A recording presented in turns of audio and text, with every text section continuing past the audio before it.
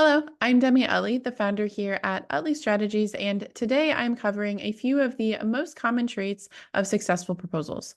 So if you found yourself wondering, how did they do that and how can I do it every single time you see a contract awarded, then today is the video for you. So whether you keep losing to the same competitor over and over again, you have a lower win rate than you like, or you keep sending out proposals only to never hear back from the customer, it might be easy to start thinking that, hey, is there some secret that I'm missing that everyone else knows about? Fortunately for you, proposals do tend to have a few common traits in common, especially the ones that win. So no matter what industry you're in or if you're responding to RFPs or not, the tips in today's video will help you to create better proposals and hopefully win more contracts. So let's go ahead and get started.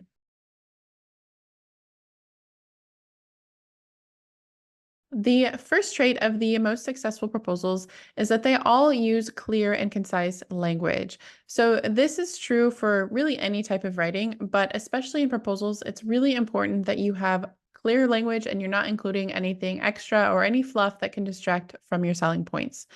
The unfortunate reality is that many people, especially buyers, are overwhelmed with information. And that means that when they're reading your proposal, their brain is probably already at capacity or overwhelmed before they even start reading it. So that means we want our proposals to be as easy to understand and follow as possible. Your goal is to show why your solution is the best choice in as few words as possible.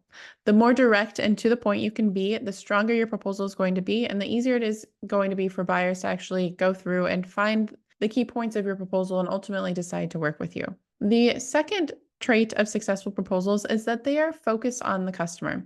And this trait really builds on the last one because the more focused you are on the buyer, the more likely your proposal is to be clear and concise because you have a point and you're not just including a bunch of extra information. One way to stay focused on the customer is to first consider what it is that they actually want to achieve, and then how you're going to help them to actually solve that problem, and maybe think about what they're afraid might happen if they don't achieve that.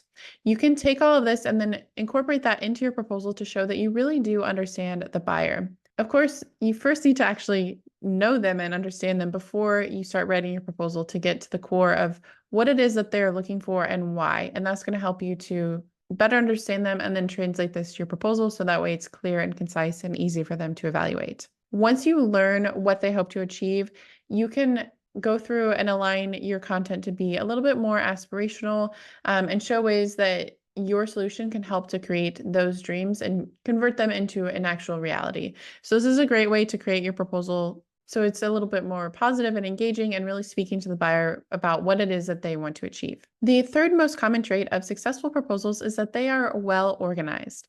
So successful proposal writers know that organization is absolutely essential to making a compelling point within your proposal.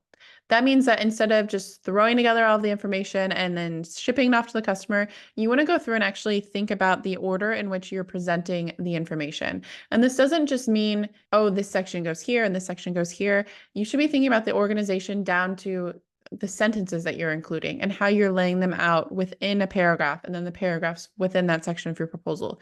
You want to make sure that it is really organized with thought and you're not distracting anything and including, a key point in the middle of a paragraph and if on a 5-paragraph page.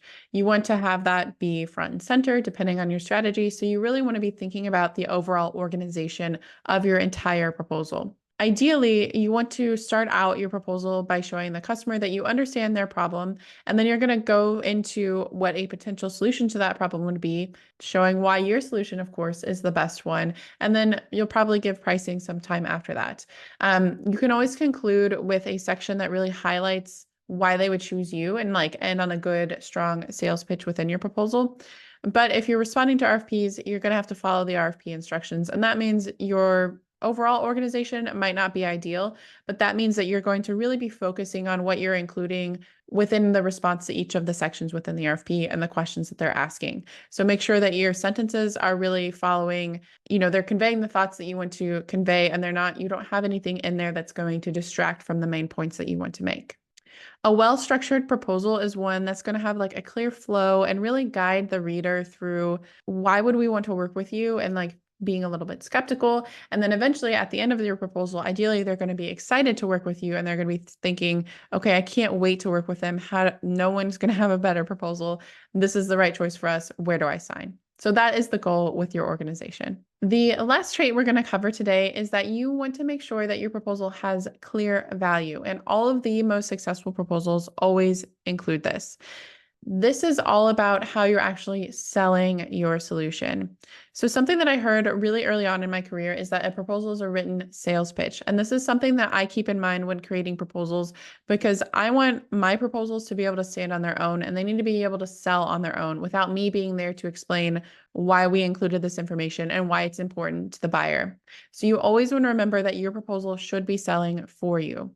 That means that everything needs to go back to the customer and understanding them and why they would find something valuable because you can't show value to them if you don't know what's valuable to them. So you need to, of course, understand them and their goals and what is important to them. Always make sure that you're connecting the dots between the customer's goals and then the outcomes that they'll achieve when they actually start to work with you. The more explicit you can be in your proposal, the more valuable your customer is going to see your solution and the more likely you are to, of course, win your proposal. Now that we've covered a few of the most common successful traits that I see in the proposals that win, let's talk about a few signs that maybe your proposals need to be improved.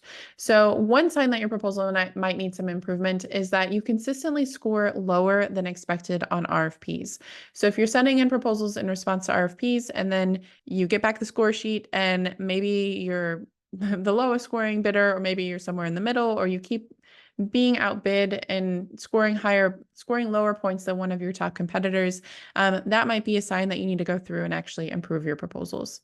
Another sign is that you are mostly copying and pasting from your past proposals, and you're not really tweaking it to update it to focus on this specific customer.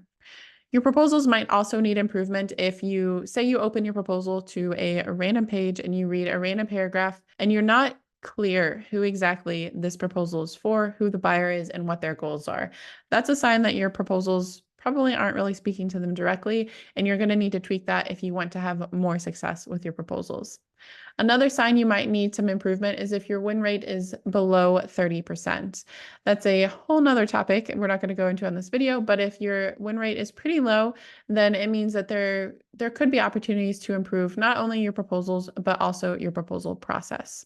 So if you experience any of these, then it may be time to start focus on how you can actually tweak your proposal content, maybe your proposal process and your overall strategy to more closely align with those of successful proposals. And if you're not sure how to do that, then I invite you to check out some of our courses because this is exactly what we cover in all of the trainings. For example, we have Persuasive Proposals, which is all about how to actually write your proposal content and make sure your proposal is engaging for buyers. And that's going to show you things like I talked about, thinking about the specific sentences you should be including or how you should be speaking to buyers and showing what successful proposals actually look like. So you know how to put that into practice within your own proposal. We have another training that could also be really helpful, which is Bid to Win, which is all about your competitive strategy and how to make sure that when you're responding to RFPs, you're creating an approach that's going to help you to stand out from your competition and hopefully increase your win rate. If you're not sure exactly where to get started or you want to just have some one-on-one expert advice, then make sure you schedule a proposal session with me where we can talk through your approach to proposals, any questions you have, and ways that you can also make your proposals more successful specific to your business. I've linked to that below this video, so you can go ahead and schedule a proposal session with me if you'd like to talk. In the meantime, make sure you subscribe for more proposal tips, and I will see you in the next video.